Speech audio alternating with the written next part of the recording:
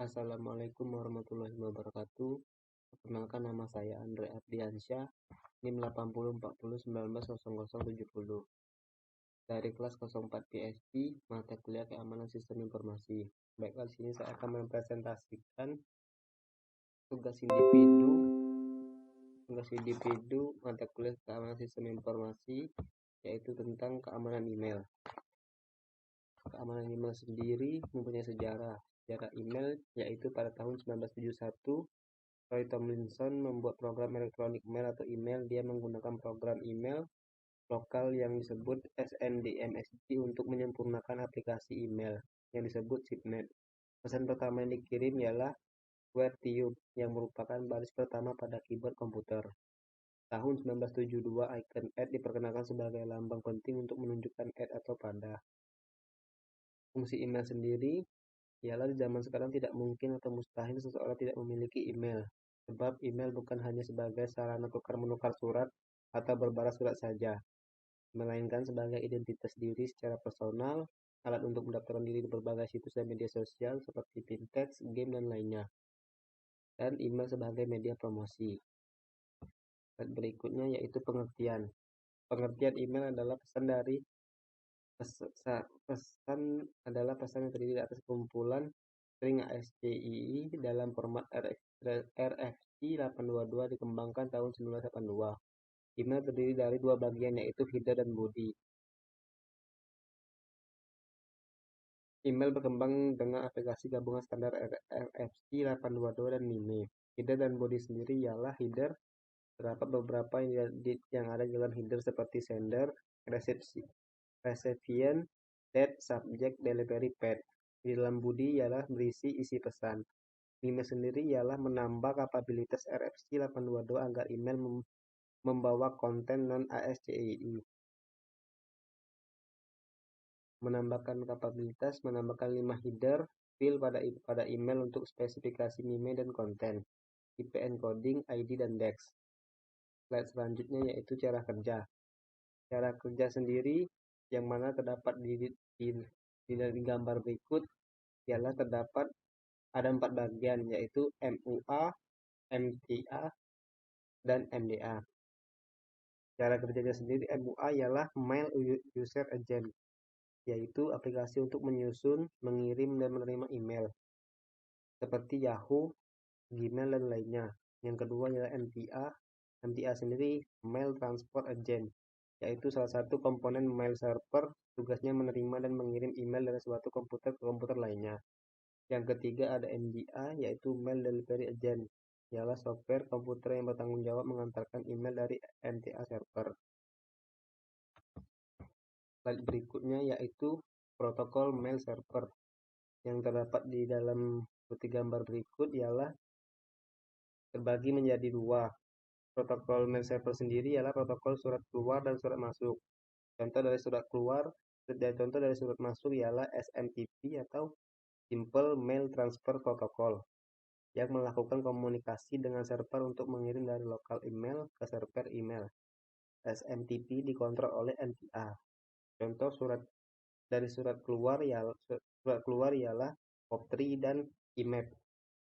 POP3 sendiri ialah Post Office Protocol, yaitu mengontrak server, mengunduh, hilang dari server. IMAP sendiri ialah Internet Message Access, tidak harus mengunduh tapi membacanya melalui server. Slide terakhir yaitu ancaman kejahatan email.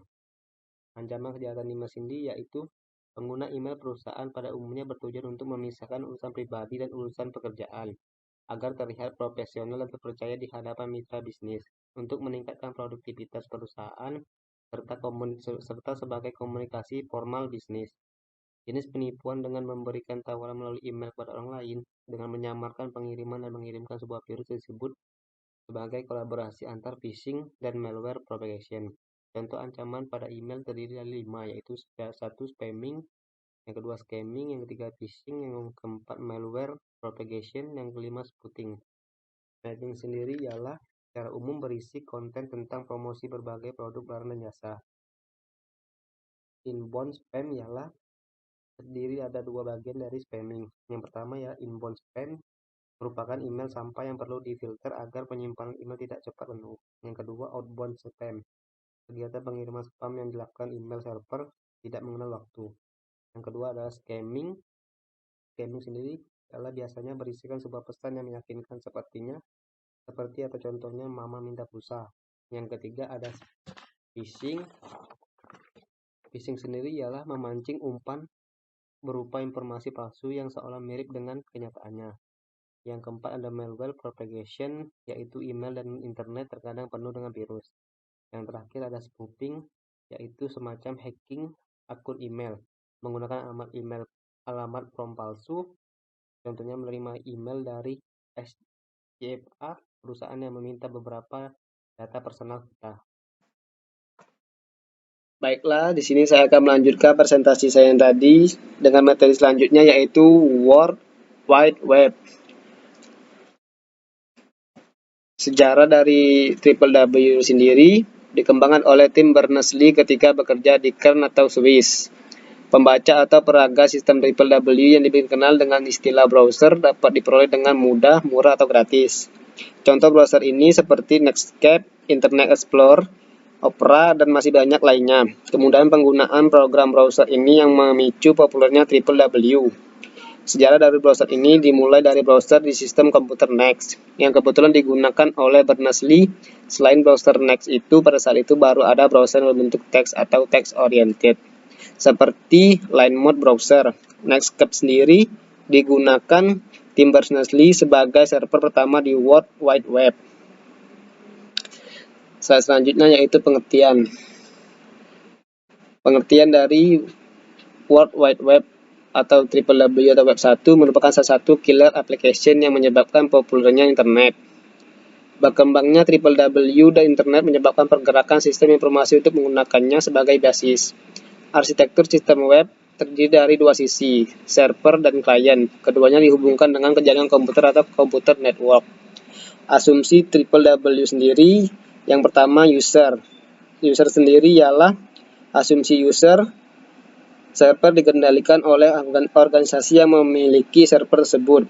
Dokumen yang ditampilkan bebas dari virus. Server tidak mendistribusikan informasi mengenai pengunjung kepada pihak lain.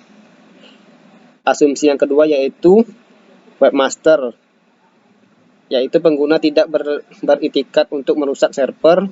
Pengguna hanya mengakses dokumen, identitas pengguna benar. Yang terakhir user act webmaster, jaringan komputer dan komputer bebas dari penyadapan pihak ketiga. Informasi yang disampaikan dari server ke pengguna terjamin keutuhannya. Asumsi tersebut bila dilanggar mengakibatkan adanya masalah keamanan. Selanjutnya, keamanan server www. Keamanan server www biasanya merupakan masalah dari seseorang administrator. Server www menyediakan fasilitas agar klien dari tempat lain dapat mengambil informasi dalam bentuk berkas file atau mengeksekusi perintah, menjalankan program di server. Mengambil informasi perintahnya yaitu get, dan mengeksekusi perintahnya adalah sebagai beberapa sebagai berikut. Yang pertama CGI atau Cuman Gateway Interface, yang kedua SSI atau Server Side Include, yang ketiga ESP atau Active Server Pack, yang keempat ada PHP atau Servlet. Kedua jenis server tersebut memiliki potensi lubang keamanan. Lubang keamanan di sistem www dapat dieksploitasi dalam bentuk yang beragam. Antara lain, informasi yang ditampilkan di server diubah sehingga dapat mempermalukan perusahaan atau organisasi. Informasi yang semestinya dikonsumsi untuk kalangan terbatas, misal laporan keuangan, ternyata berhasil disadap. Yang ketiga, informasi dapat disadap, misal orang yang memonitor ke mana saja Anda lakukan web surfing. Yang keempat, ada server Anda diserang, sehingga terjadi denial of attack. Untuk server web yang berada di belakang firewall, lubang keamanan di server web yang dieksploitasi dapat melemahkan atau bahkan menghilangkan fungsi dari firewall. Langkah keamanan server www. Misal, Yang pertama yaitu ada membatasi akses melalui kontrol akses, misal agar hanya orang tertentu yang mengakses berkas tertentu. Yang kedua, proteksi halaman dengan menggunakan password. Salah satu mekanisme mengatur akses adalah dengan menggunakan user ID dan password. Yang ketiga ada secure socket layer.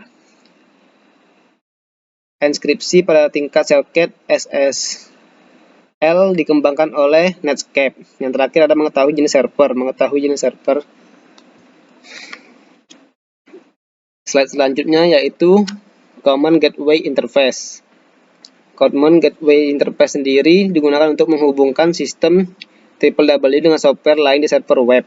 Adanya CGI memungkinkan hubungan interaktif antara user dan server web. CGI sendiri sering digunakan sebagai mekanisme untuk mendapatkan informasi dari user melalui fill out form, mengakses database, atau menghasilkan halaman dinamis. Secara mekanismenya, CGI tidak memiliki lubang keamanan, tapi program yang dibuat sebagai CGI dapat memiliki lubang keamanan. Potensi lubang keamanan yang dapat terjadi dengan CGI yaitu memasang skrip CGI, sehingga dapat mengirimkan berkas password kepada pengunjung. Yang kedua, CGI dipanggil berkali-kali sehingga server menjadi terbebani. Yang ketiga, CGI Guestbook yang secara otomatis menambahkan informasi ke dalam halaman web sehingga memenuhi disk pemilik web. Yang terakhir diisi dengan karakter tertentu untuk merusak sistem.